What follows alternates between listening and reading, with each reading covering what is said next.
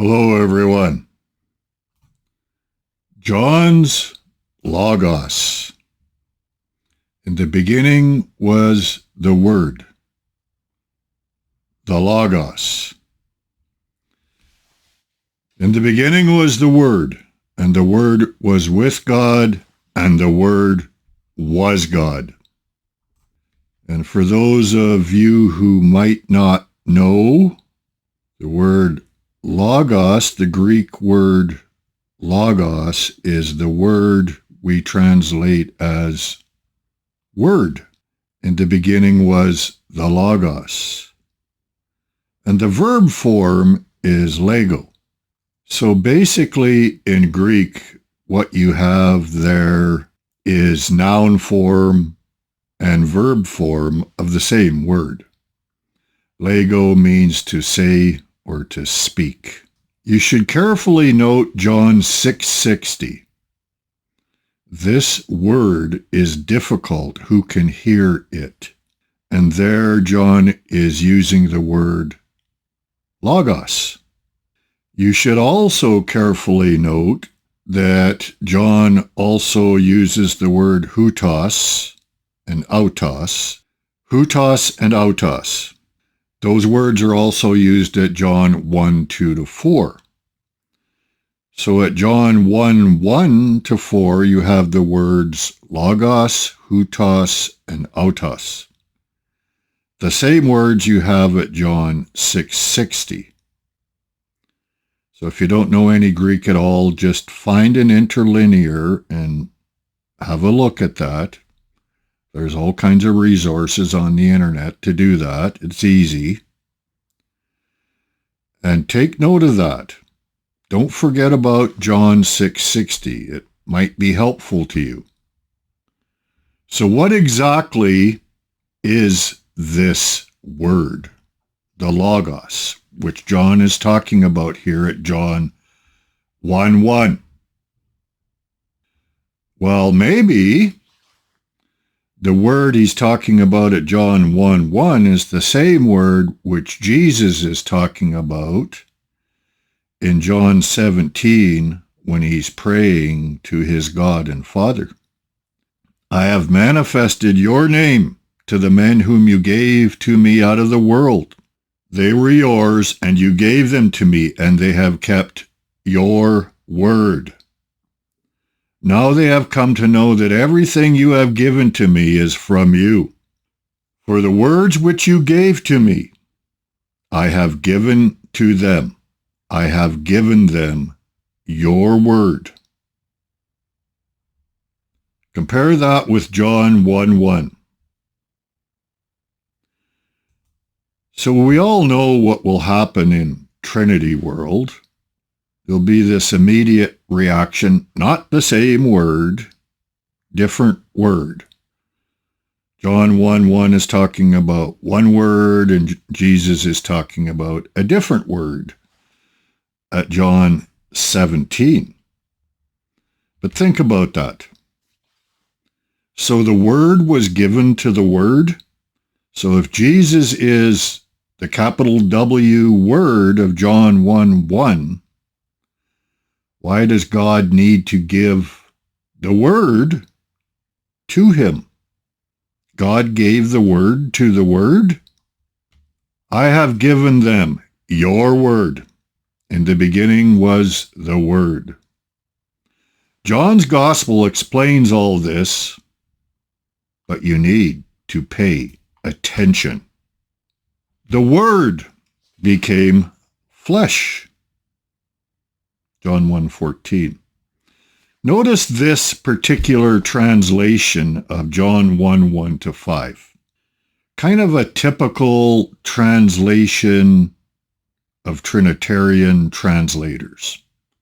And you see the capital W at John 1:14, the same as John 1:1. Translations like this will blow you off course before you even get started. You'll never get it right if you start with errors. There's all kinds of errors here in this translation, and it blows you right off course. You have to make sure that you know that your facts are, in fact, facts. Here's another problem. In addition to these translation issues, there's the problem of making interpretive assumptions and imagining those assumptions into the text. And that will only ensure that you have no hope at all, of comprehending John's intentions. John will explain what he is talking about. You don't need to imagine what he is talking about. But at John 1:1, in the beginning, and at John 1:14, people make assumptions. And then they base everything upon these assumptions. They imagine what John is talking about. So they see the words in the beginning, and then they imagine, because they see that this is the same language as Genesis 1:1, and so they imagine that John must be telling us what is going on at Genesis, back in Genesis. But that's an assumption, because you're assuming why John is using this Genesis language. And notice that verses 4 and 5 don't fit Genesis. Verses 4 and 5 fit the ministry of Jesus. Doesn't fit Genesis. So why are you assuming the reason why John uses this language in the beginning? And people don't seem to realize they're just assuming this. The reason why John uses this language is being assumed. Bad idea.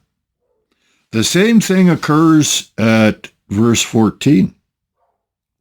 People assume why John is using that language. And of course, if you are a Trinitarian using a translation of John 1:1-5 like you see here, you're going to assume that John is saying a person became flesh. And if you are a biblical Unitarian, you might be assuming that John is referring to the birth of baby Jesus. But there's no reason to make that assumption. It's imagined into the text. Eisegesis. You're making an assumption. And you don't need to make that assumption because John explains what he means by this language. If you read his gospel and you actually pay attention. He's not talking about a person becoming flesh. He's not talking about the birth of baby Jesus. He's alluding to something else altogether. He's alluding to the fact that the word of life is the bread of life. I have manifested your name. What does it mean by your name? A set of letters from the alphabet? Did Jesus need to come along and tell his disciples that the name of God is Yahweh? Of course not. They already knew that. Every Jew knew that. So what does he mean by, I have manifested your name? Well, he's talking about the character of God. You know, God is love. God is light. God is life. God is truth. And the main thing is that Jesus is going to manifest God's love. I have manifested your name. God's character, the essence of who he is and what he is. Do you think that might have something to do with John 1:1c? And the Word was God. A word is something spoken, something proclaimed. I have manifested your name. Jesus was given this word to make God's name known to the world. They have kept your word. Verse 7, now they have come to know that everything you have given to me is from you, for the words which you gave to me. Does John's gospel tell us where, when, and how Jesus received this word? Yes, it does. Yes, it does. Are you paying attention? And the word became flesh. Does John's gospel tell us how the word became flesh? Yes, it does. This is the reason that Jesus says things like the Father gave to him to have life in himself. Or that he says at John 6:57 that he lives because of the Father. He was given the word of life. God's word is the bread of life, the bread of God, the bread of life for resurrection life. And that's what John is alluding to at John 1:14. Make sure that you know that your facts are in fact facts.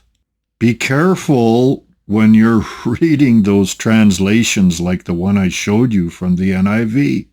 And when you read the Gospel of John, especially listen and learn from the teachings of Jesus. His sheep hear his voice. And that's why this is in the Gospel of John too. His sheep hear his voice.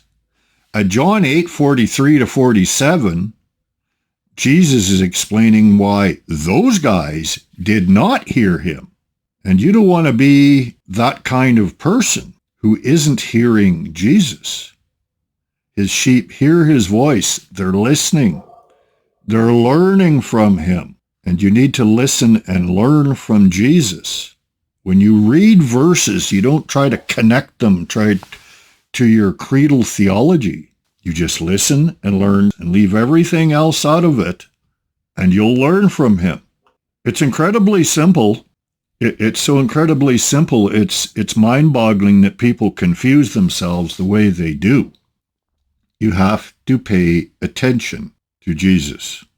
Everything is explained in the Gospel of John. He's talking about the same word here. And John's Gospel explains it all. God gave this word of John 1:1 to Jesus so that he could make the Father known to the world. The Word was God. People want to be spoon-fed everything like an infant. Every little detail they want to be spoon-fed. That doesn't work very good. It doesn't work for an infant when we're spoon-feeding them. We don't just keep spoon-feeding infants for their whole life.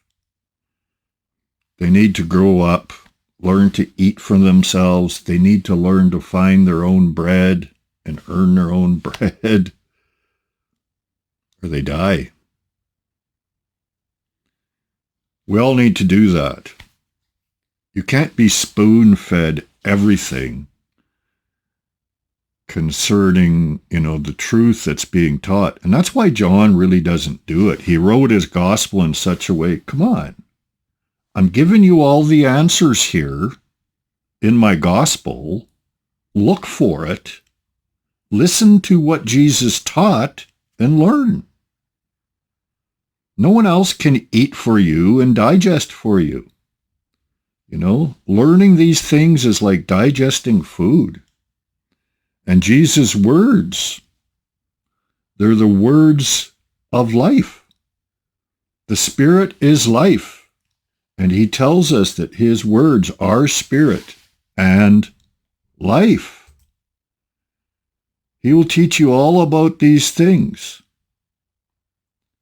which John is saying in his prologue.